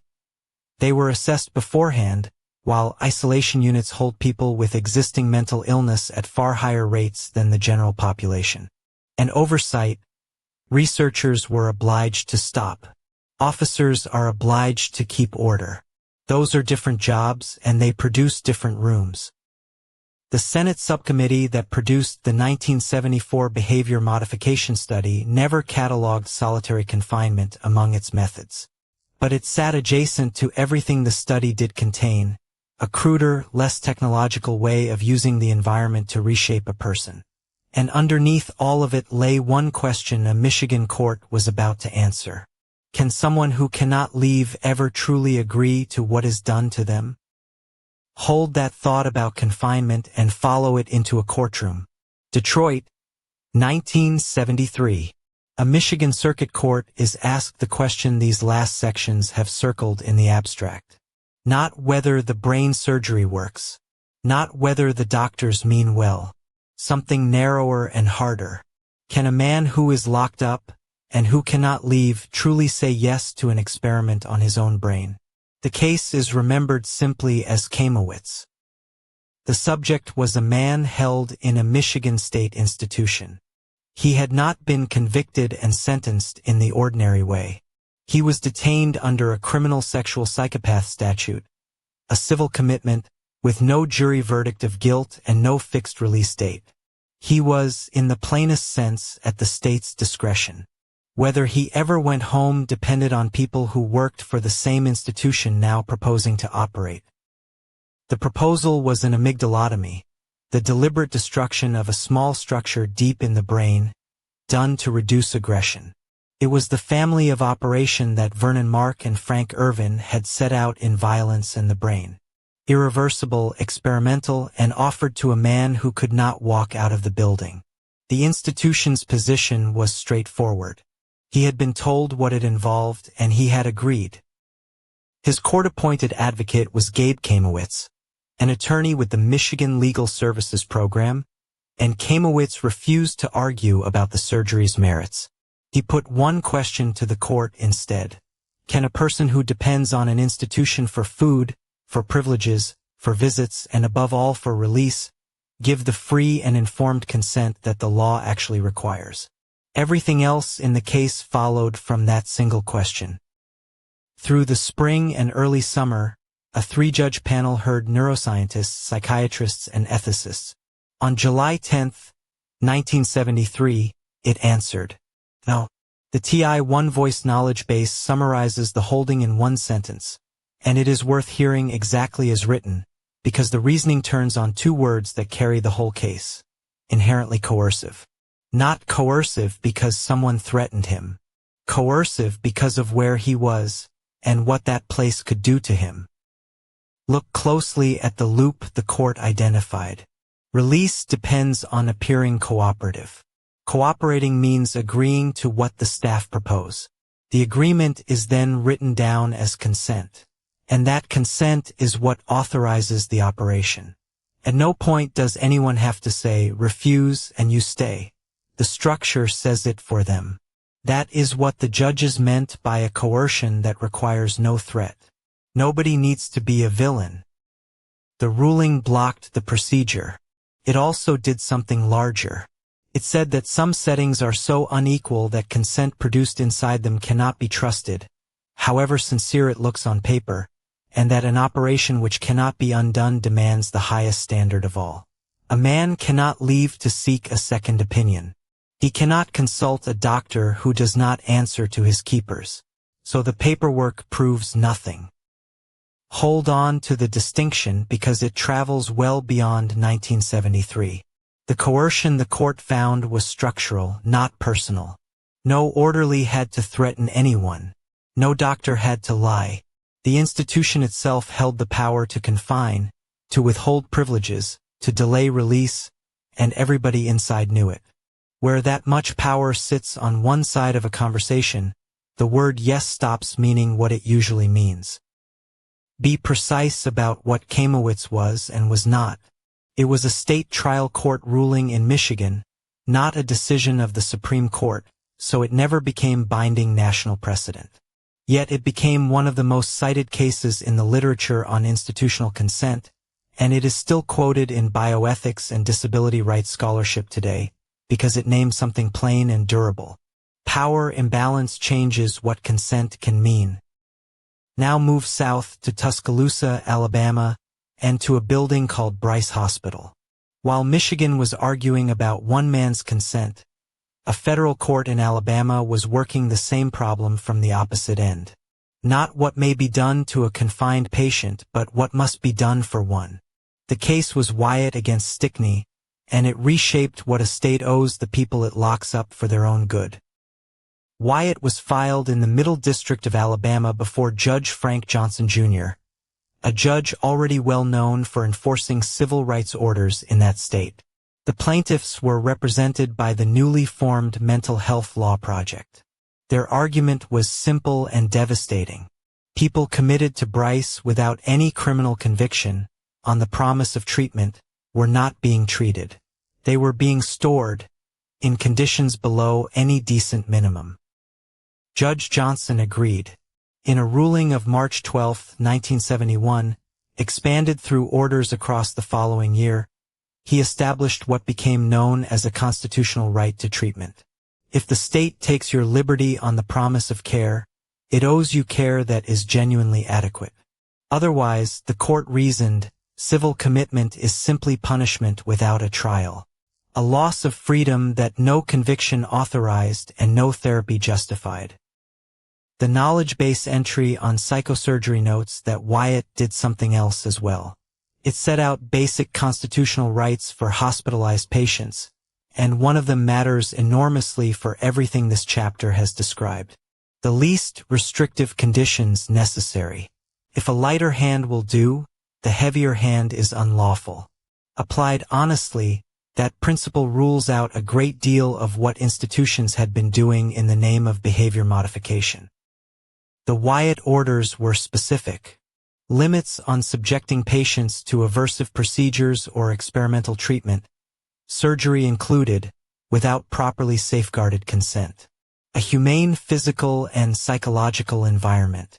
An individual treatment plan for every patient. And staffing sufficient to actually deliver those plans, because a plan nobody has time to carry out is a document, not a treatment. These were not recommendations. They were federal court orders, carrying a judge's contempt power behind them. Now set the two rulings side by side, because neither alone tells the story. Kamowitz reasons outward from the individual. Even a sincere yes can be void, if the walls around it are high enough. Wyatt reasons inward from the institution. Confinement creates duties, and it creates limits on what may be done to those confined. Opposite directions, same destination. Ordinary consent rules are not enough once a person is held, and someone must say so in law. Notice the dates because they cluster. Wyatt's core ruling in 1971, elaborated through 1972. Kamowitz in July 1973. The Senate Subcommittee's final report in November 1974, warning, in the knowledge basis phrase, of the unchecked growth of mind control technology. Courts and Congress, working separately on different tracks, reached the same structural insight inside about 2 years. That convergence is why this narrow window still matters so much. Be careful not to end this stretch on a triumphant note, because the record does not support one. Neither ruling abolished psychosurgery or aversive conditioning. Debate over both continued for years, and Wyatt's right to treatment proved painfully hard to enforce, because a court can order adequate staffing but cannot appropriate the money to pay for it. When legislatures declined to fund the orders thinned into paper on a shelf. What did survive is the framework. The National Research Act of 1974, the Belmont Report 5 years later, and the institutional review boards that now sit between a researcher and a human subject all trace part of their lineage to this convergence. The knowledge base notes that patient advocacy groups today work directly with those review boards, helping design studies and recruit subjects. The people once studied now help write the rules. Now the honest limit. All of this establishes that institutions have done these things, and that courts had to stop them. It does not establish that any particular claim made today is true. That inference has to be argued on its own evidence, every time. And nothing here should keep anyone from seeking mental health care. Documented abuse in the 1970s is not a verdict on the clinic down your road. So the courts drew a line in 1973, and where anyone was watching, the line mostly held. But a line is only half the picture. What remains is to lay the whole spectrum out end to end, from the operating theater to the ward chart to the token board, and then to follow the money that paid for all of it. Because someone funded this work deliberately year after year. Those reforms grew out of that hinge, the National Research Act, the Belmont Report, the review boards that followed. But before asking what any of it changed, let us do something simpler. Let us lay the whole spectrum out on the table, piece by piece, the way an investigator lays out an inventory. The definition, the methods, the hardware, the guardrails. For pieces, one continuous line, and not one of them requiring speculation. Piece 1 is the definition itself. A single official term, behavior modification, drawn wide enough to cover a classroom point chart and an operating table under one heading. That width is what let the harder methods travel in the company of the mild ones. And the width was not sloppiness. It was strategy. The subcommittee staff wrote a definition broad enough to capture everything they had found, so that nothing could slip through unexamined. Piece 2 is the methods themselves, arrayed from mild to severe. Token economies and behavioral contracts at the left, built entirely on rewards a subject could, in principle, refuse. Milieu therapy and biofeedback a step to the right, more intrusive in reshaping a person's environment and self-awareness, but still broadly consensual in intent. Then the line hardens. Drugs used to control conduct, aversive conditioning, electrical stimulation, and psychosurgery at the far end. Start at the left end and be fair to it. A token economy withholds a reward. It does not inflict a harm. The knowledge base entry on Skinner's Beyond Freedom and Dignity records that such systems ran in psychiatric hospitals, prisons, and schools, that they demonstrably worked at shaping behavior, and that they raised exactly the questions about control and autonomy Skinner himself had provoked. Effective, ordinary, and still on the same line. Two thresholds sit in the middle of that line, and both are worth naming precisely. The first is chemical. When drugs are deployed specifically to control conduct, rather than to treat an illness a patient sought help for, the intervention has stopped being social and become pharmacological. The second is aversive. That is the point where a method stops merely withholding a reward and starts inflicting something unpleasant instead. A shock, an emetic, a restraint. And then the far end, where the intervention reaches the brain's physical substrate directly. Psychosurgery cannot be undone. Tissue removed does not grow back, and no later finding, no revised diagnosis, no court ruling restores it. The knowledge base notes that the Senate hearings on psychosurgery remain a reference point in neuroethics today, precisely because what they examined involved involuntary patients, prisoners, and children. People who could not simply walk out. Count the entries the Senate study filed under that single heading and you get 8. Token economies, behavioral contracts, milieu therapy, biofeedback, drugs used for behavior control, aversive conditioning, electrical stimulation of the brain, and psychosurgery. 8 methods, 1 document, 1 shared label. A grant proposal reading behavior modification research could describe a point chart in a classroom or an experimental brain operation, and a committee skimming the words might not easily tell which. Piece 3 is the hardware, which is what made the harder end concrete rather than theoretical. Appendix 6 of the 1974 study reproduces an actual commercial sales catalog, dated 1973, from Farrell Instruments Company of Grand Island, Nebraska. Aversive conditioning equipment with model numbers, specifications, and prices. Not a leaked memorandum. Not sworn testimony.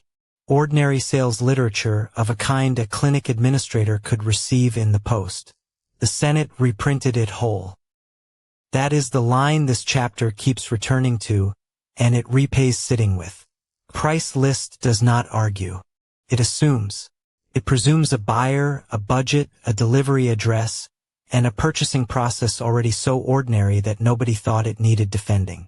The subcommittee staff could have summarized the catalog in a paragraph. They chose to reprint every page, because in this instance the sheer mundanity was the evidence. The same appendices carry a second artifact. A 1972 academic article by Barton Ingram and Gerald Smith, proposing electronics for the observation and control of human behavior, and its possible use in rehabilitation and parole. Observation and control joined in one title as a single system. The authors were proposing, not describing something already deployed. But it stands among the earliest Federal Record documents arguing that behavior control could work at a distance. Piece 4 is the guardrails, which we met in the previous section. Kamowitz, decided in July 1973, held that confinement itself can void consent. Wyatt, elaborated through 1972, held that an institution owes the people it confines genuine treatment, not mere custody. 2 courts, 1 year apart, approaching from opposite directions and landing on the same protective conclusion. Neither was comprehensive. Both established principles that remain in force today. Put the dates in a row and the density is striking. Wyatt's first ruling in 1971.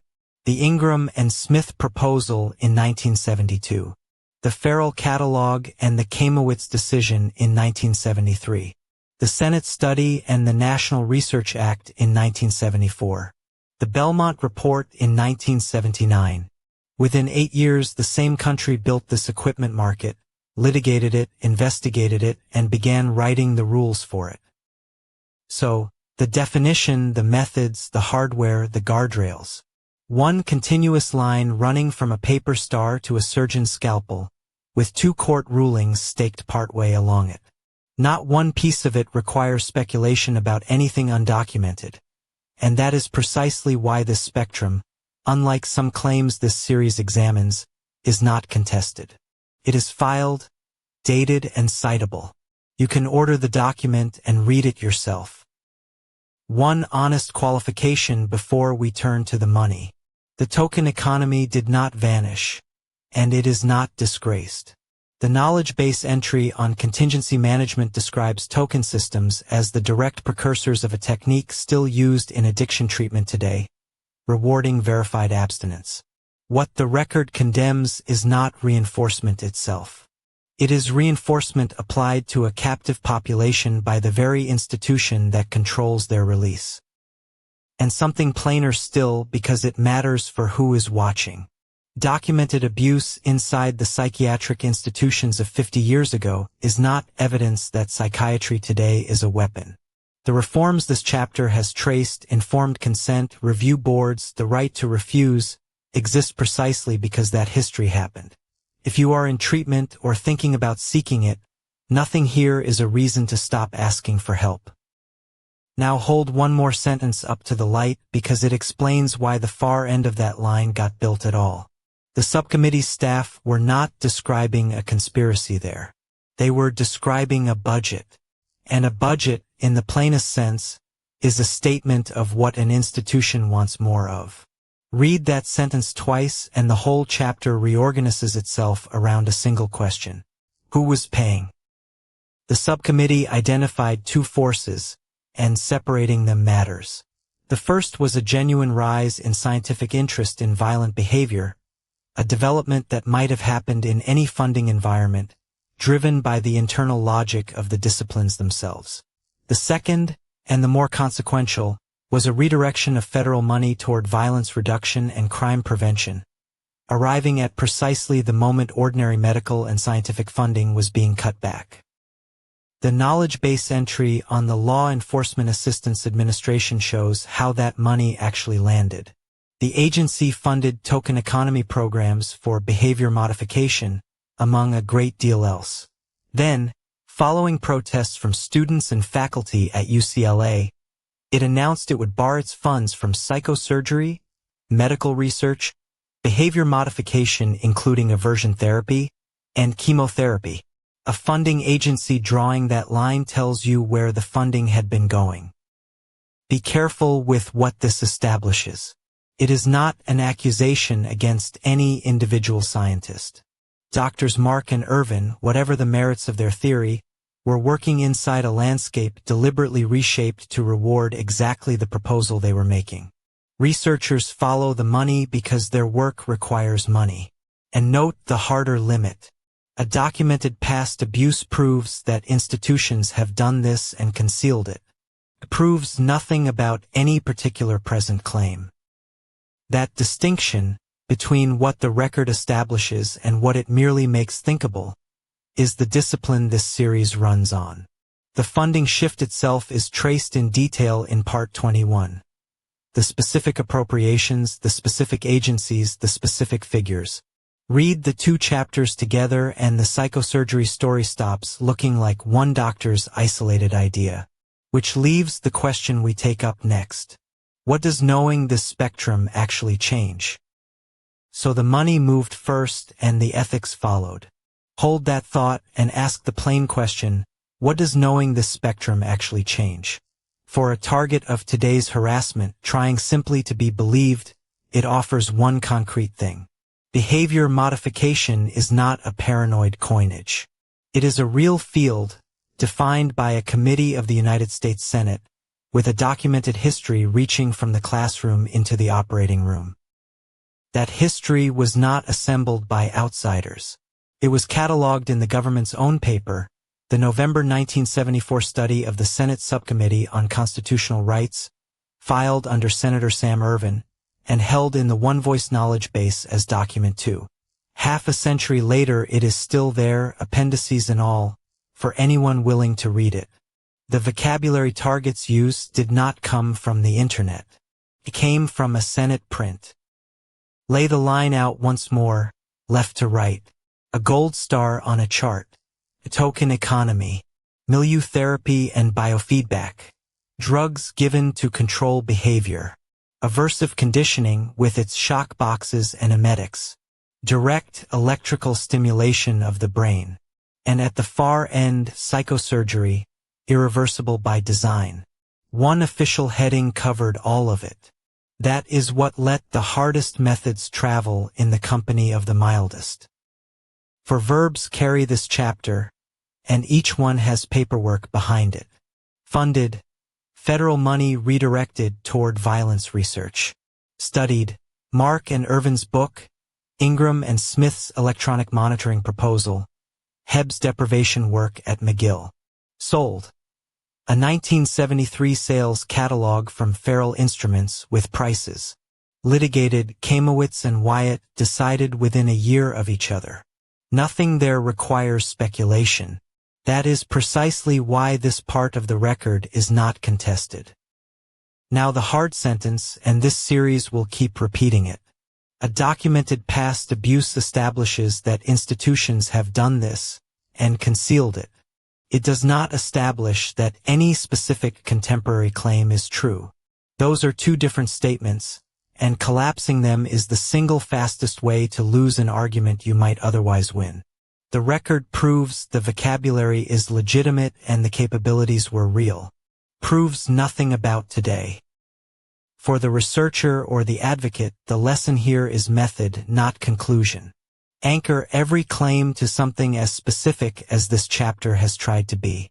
A named author, a named company, a named case, a specific year, and a document you can hand to a skeptic. Vagueness is what gets a serious account dismissed. Specificity is what survives contact with a lawyer, a journalist, or a hostile committee. The second rule of method is chronological honesty.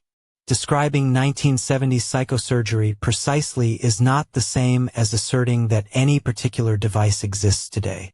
Those are separate claims requiring separate evidence, and the older one cannot be borrowed to pay for the newer. The knowledge base makes the same point about Operation Minaret. Historical precedent shows a government had the capability and the institutional appetite. It does not show what any agency is doing now. Dates are the cheapest discipline available, so here are the ones this chapter rests on. Hebb publishes on early experience in 1947. Elon and Azrin publish The Token Economy in 1968. Mark and Irvin publish Violence and the Brain in 1970. Ingram and Smith propose electronic monitoring in 1972, the year of Wyatt. Kamowitz and the Feral Catalog land in 1973. The Senate files its study in 1974.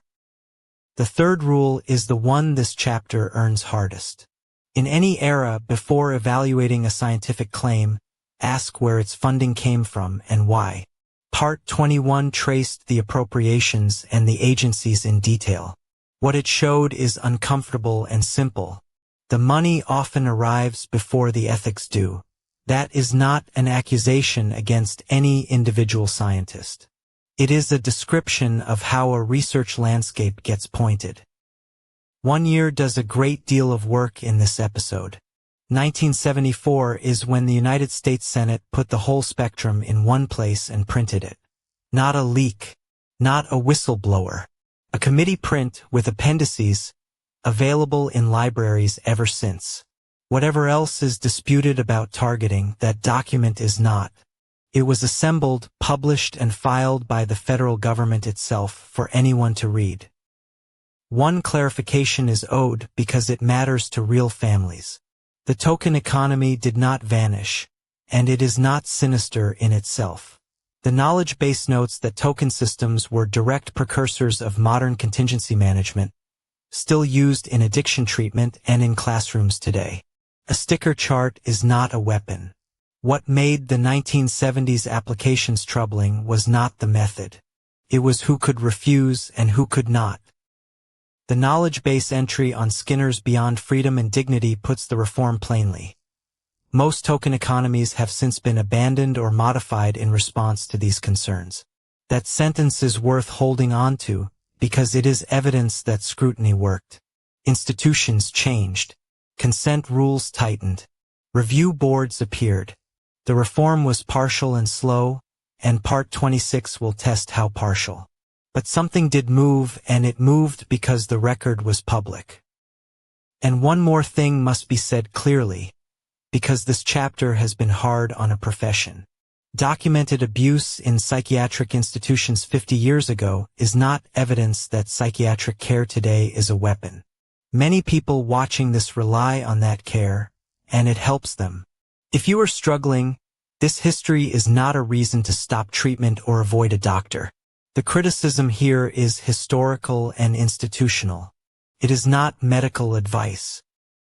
That balance is the discipline of this book, stated as plainly as it can be. Document what is documentable. Name what is nameable.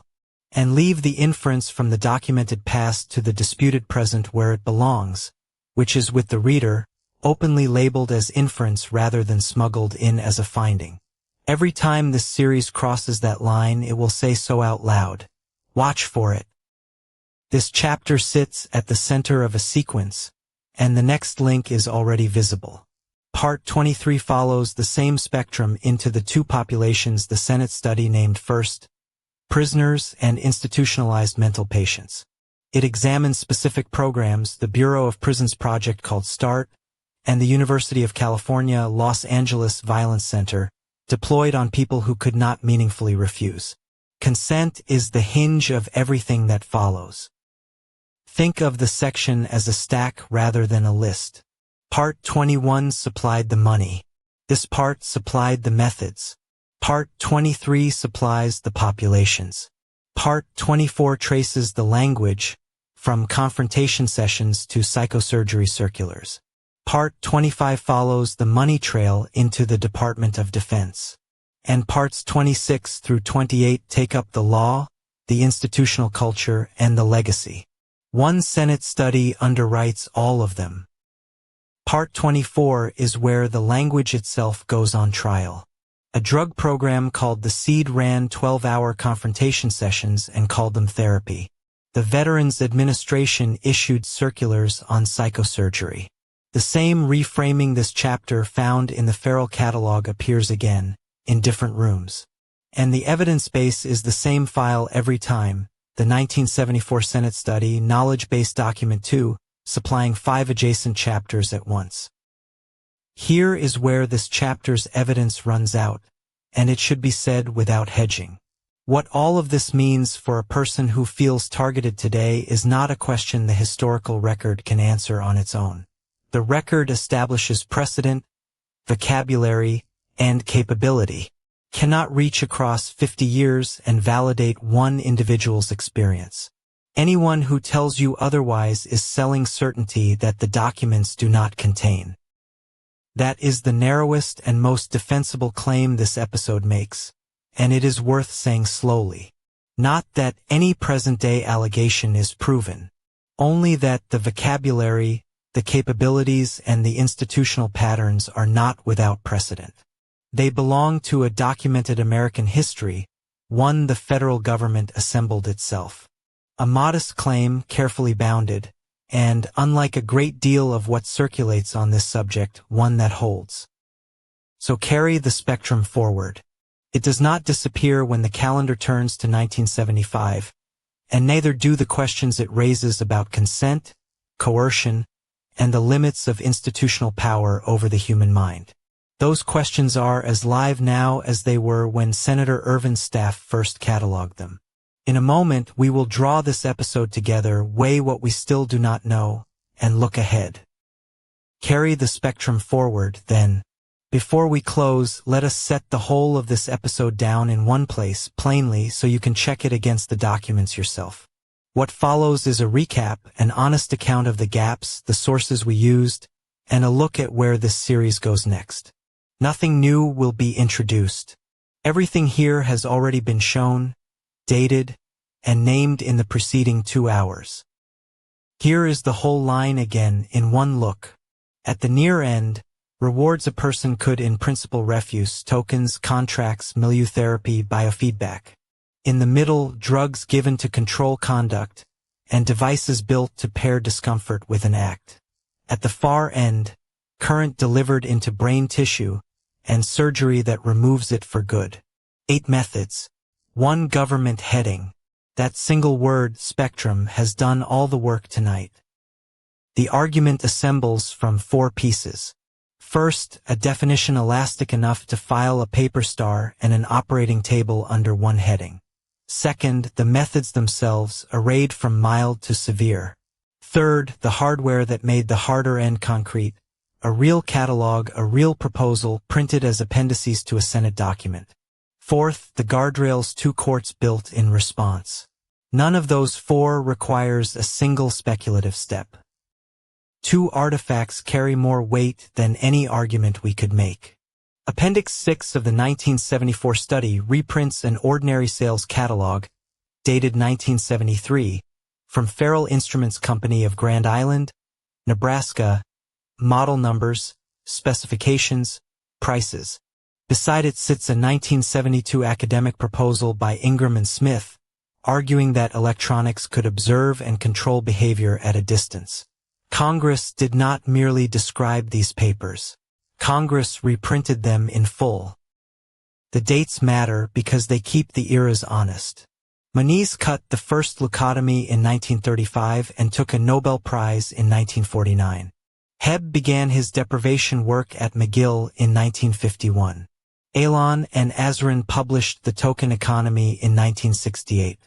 Mark and Irvin published Violence and the Brain in 1970. Kamowitz came down in 1973, and the Senate study followed a year later. For decades, one continuous line. Be exact about what changed. The National Research Act was signed in July 1974. The National Commission's Psychosurgery report came in 1977, the Belmont Report in 1979, and from them the modern review board system that governs research on human subjects. That is real reform. But Wyatt's right to treatment proved hard to enforce when legislatures declined to fund it, and solitary confinement was never reformed at all. Reform was uneven. Say so plainly. One thing must be said without hedging. Everything in this episode is history. It is not a verdict on the psychiatry, psychology, or medicine available to you today. The consent rules, the review boards, the right to refuse, those exist because the abuses in this record were exposed and fought, largely by doctors, lawyers, journalists, and former patients. If you are struggling, please get care. Nothing here is a reason not to. It is worth naming who ended the lobotomy era because it was not outsiders. A British psychiatrist, Maurice Partridge, published a critical study in 1950. A journalist, Lucy Freeman, exposed the human cost in 1951. Colleagues turned against the procedure. Courts, in Kamowitz and Wyatt, wrote limits into law. The profession's own reckoning is part of this record, and it deserves to be counted honestly, alongside the harm it followed. A last word on the mild end because fairness demands it. The token economy is not, in itself, an instrument of abuse.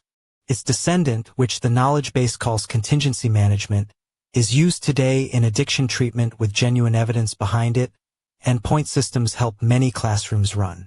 What made the institutional version troubling was not the method. It was that a meal, a phone call, or a private room became something to earn. Take the vocabulary with you because precise words are what let a claim be checked.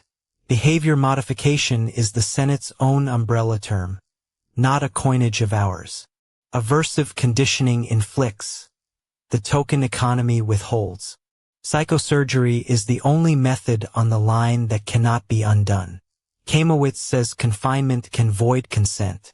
Wyatt says confinement creates a duty of care. Use them exactly, and your argument gets harder to dismiss. Now the ledger, and it must be honest in both columns. This record establishes that behavior modification was a funded federal field, that a commercial market for aversive devices existed, that courts doubted consent inside confinement, and that punishment was routinely described as treatment. It establishes nothing about any device operating today, nothing about electronic harassment, and nothing about any living person. The line from that history to the present is our inference, clearly labeled. Hold one number because scale is part of the argument. Between 1936 and the mid-1950s, an estimated 40 to 50,000 people in the United States underwent some form of lobotomy. That was not a fringe practice. It was mainstream medicine performed on adults, on the elderly, and on children inside ordinary state institutions by credentialed doctors. Whatever else this history proves, it proves that a profession can be wrong at scale. Here is where the evidence runs out, and we will not paper over it. The catalog is a price list, not a sales ledger. We do not know how many devices were bought or by whom. No national count exists of how many aversive programs ran, in how many institutions. Outcomes were rarely followed up. And the paperwork that recorded consent was written by the same institutions the courts were questioning. Let that land. Secret programs are hard to prove and easy to deny. A catalog is neither. It says these devices were manufactured, advertised, priced, and sold through ordinary business channels to ordinary institutional buyers, using ordinary institutional funds. Nobody was hiding. The question the Senate really asked was whether the review that governed their use was as visible as the sales channel that delivered them. It was not, and that gap is the chapter's finding. If you take a method from this episode, take this one. Anchor every claim to something as specific as the record allows. A named author, a named company, a named case, a specific year. Keep the eras separate. Describing 1970s psychosurgery precisely is not the same as asserting a device exists now. And before you weigh any scientific claim, ask where its funding came from, because money usually arrives before ethics. Every claim tonight traces to a document you can open. The spine is the Senate staff study of November 1974, held in our knowledge base as KB2, with Appendix 6 carrying the Farrell catalog.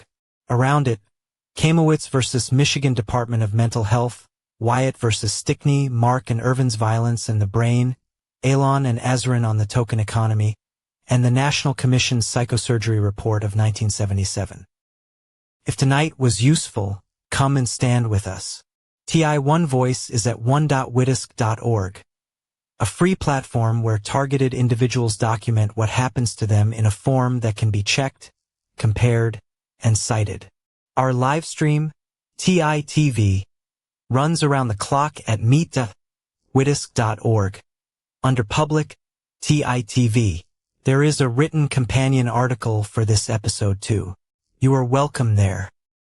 There is one question this episode has deliberately left standing. We have described the methods and the market. We have not yet asked who they were actually used on. The Senate study named two populations plainly: prisoners and institutionalized mental patients, people whose refusal carried a cost, and whose consent the courts had already begun to doubt. That is where the next episode goes, and it is harder ground. Keep the spectrum in mind. Next time, Part 23, Captive Populations, Experiments on Prisoners and Mental Patients. The Bureau of Prisons ran a behavior modification program it called Special Treatment and Rehabilitative Training, shortened to Project START. In Los Angeles, a proposed violence center drew the same objection Kamowitz had just raised. We will follow the spectrum into the places where a person cannot walk out, and where saying no has consequences. Bring the same discipline, we will need it. Thank you for giving 2 hours to a spectrum that runs from a gold paper star to a surgeon's scalpel. Section 3 of this series, the institutional framework, continues from here. If you carry one sentence out of tonight, carry this: that these things were done and documented does not tell you what is happening to you now, but it does mean the question deserves a serious answer. We will keep asking it.